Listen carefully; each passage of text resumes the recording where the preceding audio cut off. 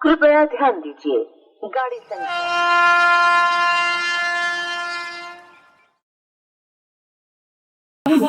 दोस्तों हम पहुंच चुके हैं महाराष्ट्र के भुसावल जंक्शन पर,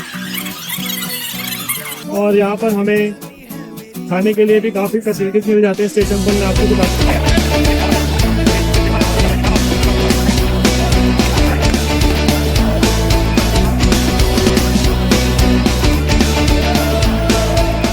तो दोस्तों ये है हमारा ब्रेकफास्ट आज का, भुसावल स्टेशन से लिया गया। इडली और वड़ा, पकौड़े और पाव भाजी, साथ में कोल्ड ड्रिंक। ठंडी ठंडी सफ़र के लिए बहुत ज़रूरी थी।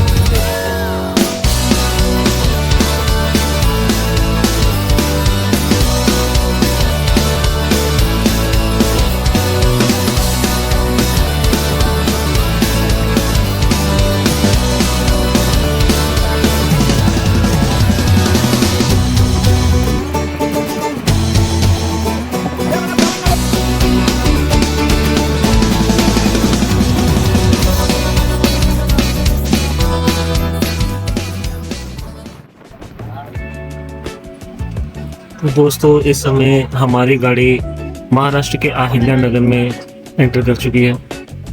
अहिल्या नगर जो कि पहले अहमदनगर के नाम से मशहूर था, और 2024 मार्च में महाराष्ट्र सरकार द्वारा इसका नाम बदलकर अहिल्या नगर कर दिया गया, जो कि अहिल्या देवी होलकर के नाम से इस स्टेशन का नाम रखा गया है।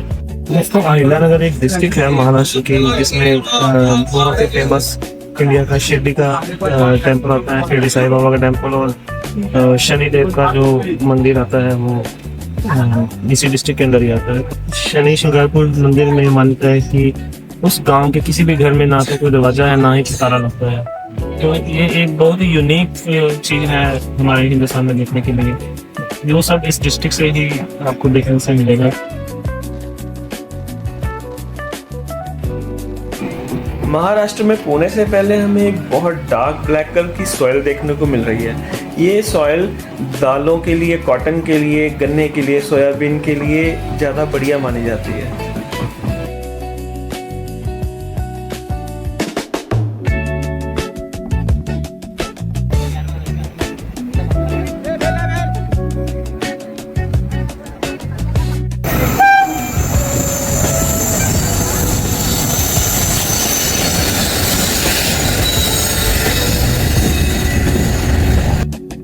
शाम के 5:35 हो चुके हैं और अब हमारी गाड़ी गोवा एक्सप्रेस 1588 किलोमीटर का सफर तय करते हुए हजरत निजामुद्दीन से पहुंच चुकी है पूना जंक्शन।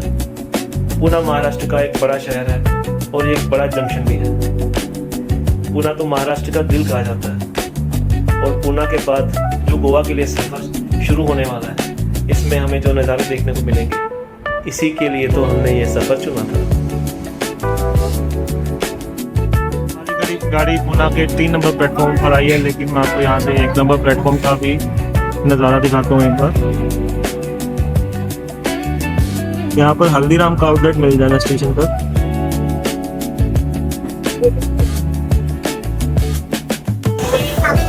हेलो दोस्तों, स्वागत है आपका महाराष्ट्र के पुणे में। पूना में पहुंचकर हमें यहाँ पर स्टेशन पर खाने पीने का काफ़ी सामान जो है दिखा, और थोड़ी सी राहत महसूस हुई, क्योंकि रास्ते में कोई ऐसा भुसावल के पास स्टेशन नहीं था कि हमें कुछ खाने पीने का कोई बहुत सामान मिले।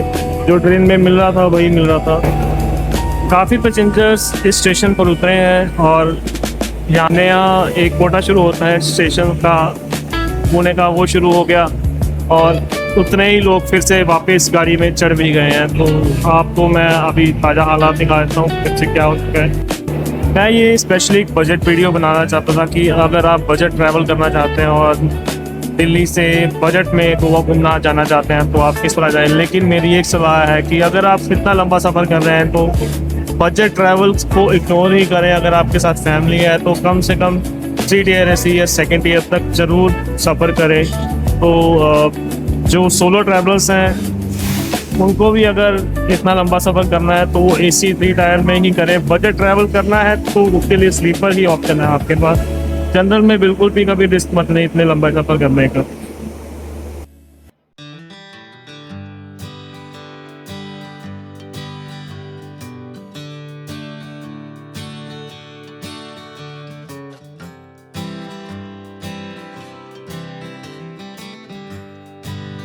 अब हमारी जर्नी का गोल्डन आवर शुरू हो चुका है। ट्रेन अब थोड़ी ऊंचाई पर चढ़ रही है और नीचे का जो नज़ारा है यार, इट्स रियली ब्रेथटेकिंग यार। एक तरफ तो पूरा शहर फैला हुआ है और दूसरी तरफ ये खेत और ये सनसेट। मतलब आसमान का तो जैसे ऑरेंज और पिंक शेड इन पहाड़ियों के बीच में छिप रहा है। यकीन मानो यार, ये मोमेंट कैमरे में तो क्या दिल में कैद करने वाला है। ये सीन देख कर लगता है काश ये सफर कभी खत्म ही ना हो।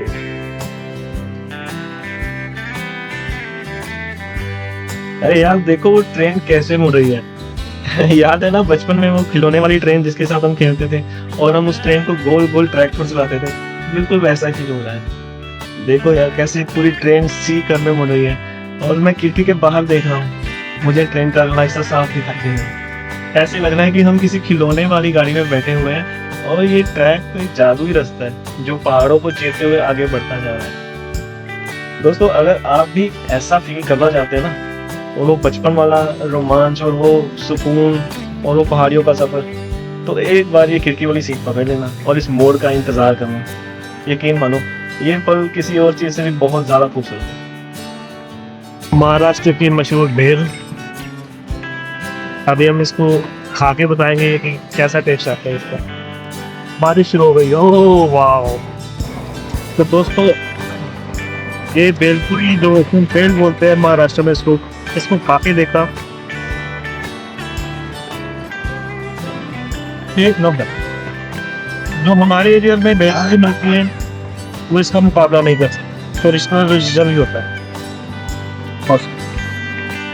जब मैंने दिल्ली से गोवा एक्सप्रेस पकड़ी थी तो मैं ये जानता था कि ये नहीं है कि गोवा एक्सप्रेस में बैठते साथ ही मुझे कोई बहुत सुंदर नज़ारे देखने को मिलने स्टार्ट हो जाएंगे। मैं जानता था कि मुझे थोड़ा सब्र करना पड़ेगा। सब्र का फल मीठा होता है ना, तो मुझे अब वो मिठास फील होनी शुरू हो चुकी है। जैसे जैसे हमारा सफ़र आगे बढ़ रहा है वो दृश्य, वो सुंदर सीन आने स्टार्ट हो चुके हैं जिसके बारे में हम सोचकर इस ट्रेन में बैठे हैं।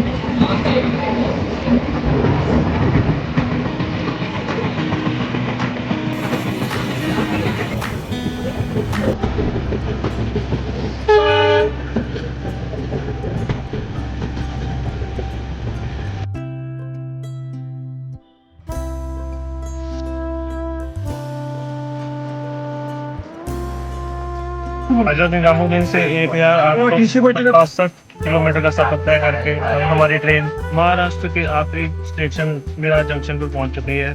अब इसके बाद हम कर्नाटक स्टेट में एंटर करने वाले हैं। दोस्तों रात के 11:37 हो चुके हैं और हम महाराष्ट्र स्टेट से बाहर निकल कर अब एंटर कर चुके हैं कर्नाटक स्टेट में। यहाँ पर पहला स्टेशन कर्नाटका का है उगलपुर। ये यहाँ पर इस गाड़ी का स्टॉपेज तो नहीं है, लेकिन फिर भी गाड़ी यहाँ रुक गई है।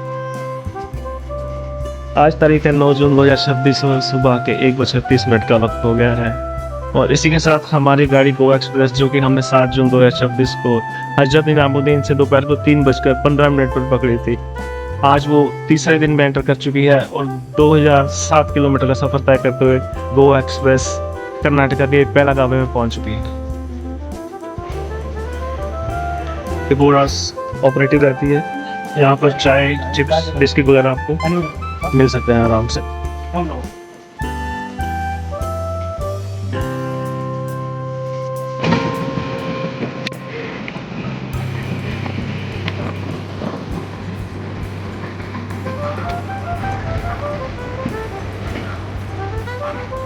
रात के 2:45 का वक्त हो गया दोस्तों। हमारी गाड़ी गोवा एक्सप्रेस हजरत निजामुद्दीन से 2056 किलोमीटर का सफर करके पहुंच चुकी है कर्नाटका के लौडा जंक्शन पर। यहाँ पर ये ट्रेन 45 मिनट्स का स्टॉप लेती है। यहाँ पर इस ट्रेन के पीछे एक और लोको इंजन लगाया जाता है ताकि गाड़ी को पुश कर सके, क्योंकि आगे जो एरिया है वो हिली एरिया है। सिर्फ आगे के इंजन से गाड़ी को लेके जाना पॉसिबल नहीं है, इसलिए पीछे भी एक इंजन लगाया जाता है जो इसको पुश करे। अगर मैं यहाँ की सीनिक ब्यूटी की बात करूँ तो इतने सुंदर नज़ारे हैं, इतने सुंदर सीन्स आए हैं बीच में, ऐसा लग रहा है कि मैं कहीं शायद सपना तो नहीं देख रहा हूँ। जैसा कि आप देख पा रहे हैं ट्रेन के डिब्बे गीले हो चुके हैं, हल्की हल्की बारिश शुरू हो चुकी है रास्ते में। इतने खूबसूरत नज़ारे, इतनी हरियाली है, देखने में इतना सुंदर लगता है कि मैं अपनी जुबान से बयान नहीं कर सकता। एक लोको इंजन आ रहा है जो हमारी गाड़ी को पीछे से पुश करने के लिए इस गाड़ी की बैक साइड पर लगाया जाएगा।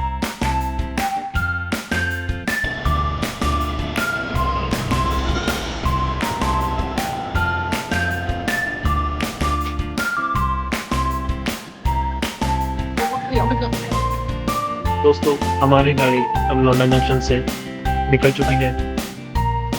ये अब रिवर्स साइड पे जा रही है, जिस तरफ से हमारी गाड़ी आई थी वापस उस तरफ से ही जा रही है। यहाँ से लाइन चेंज करके आगे मडगांव की तरफ बढ़ेगी।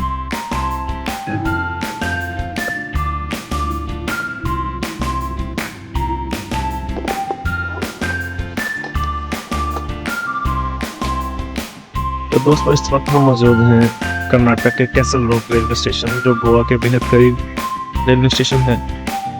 बहुत ही खूबसूरत ये रेलवे स्टेशन है। रात है, शायद मैं आपको मैं कैमरा में दिखा ना पाऊँ जितना मैं अपनी आंखों से देख पा रहा हूँ। हल्की हल्की सी बारिश हो रही है और इतना खूबसूरत ये स्टेशन लग रहा है। इस स्टेशन पे लाइन कर्व में है और ट्रेन जब खड़ी होती है तो आप देखिए कर्व में खड़ी हुई है ट्रेन। यहाँ पे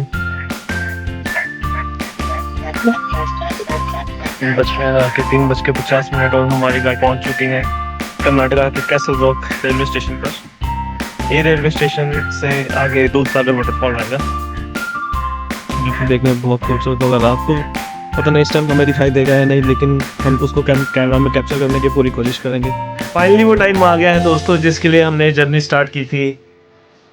जब हमने हज़रत निजामुद्दीन से एक गाड़ी पकड़ी थी तो सोचा था कि बहुत सुंदर व्यूज़ देखने को मिलेंगे। जी हाँ, देखने को मिलेंगे, अब देखने को मिलेंगे। पहले तो वही बोरिंग सफ़र था, वही सूखे हुए खेत, वही शहर की भागदौड़, वही गर्मी, वही छोटे मोटे स्टेशन। हाँ, बीच में एक तो बड़े स्टेशन तो ज़रूर आए थे, लेकिन उतना मज़ा नहीं आया। मज़ा तो अब शुरू होने वाला है। जैसे जैसे गाड़ी अपनी रफ्तार पकड़ती रहेगी और आगे बढ़ती रहेगी, वैसे वैसे आपको और सुंदर नज़ारे देखने को मिलेंगे। और जब तक हम गोवा पहुंचेंगे तब तक तो आपको ऐसे लगेगा कि शायद भगवान ने अपने हाथ से कोई पेंटिंग बना दी है। इतना सुंदर नज़ारा है।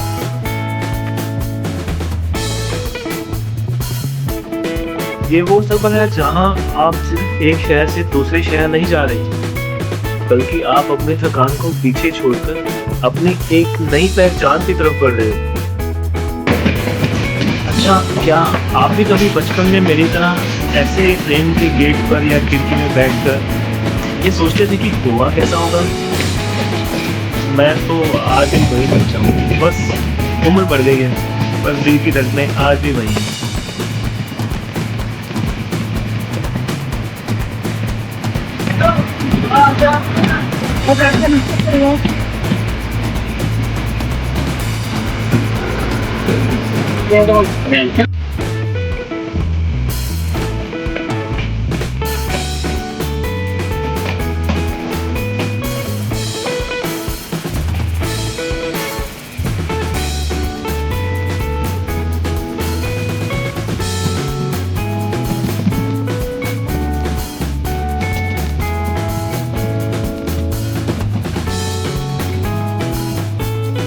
सुना है गोवा में हवाओं का मिजाज कुछ अलग होता है।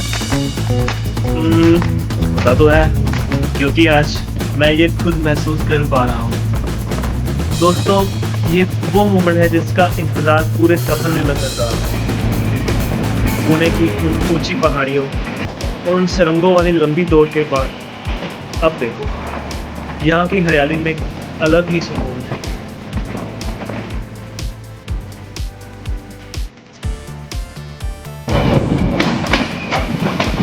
ये ट्रेन का आखिरी मोड़ है, इसके बाद प्लेटफॉर्म आ जाएगा और हमारी खिड़की के बाहर की दुनिया अब पूरी तरह बदल गई। पहाड़ गायब हो गए हैं और हवाओं में नमक की हल्की सी महक आनी शुरू हुई, जो ये कह रही है कि फाइनली तुम आ ही गए अपना गोवा घूमने का सपना पूरा करने के लिए।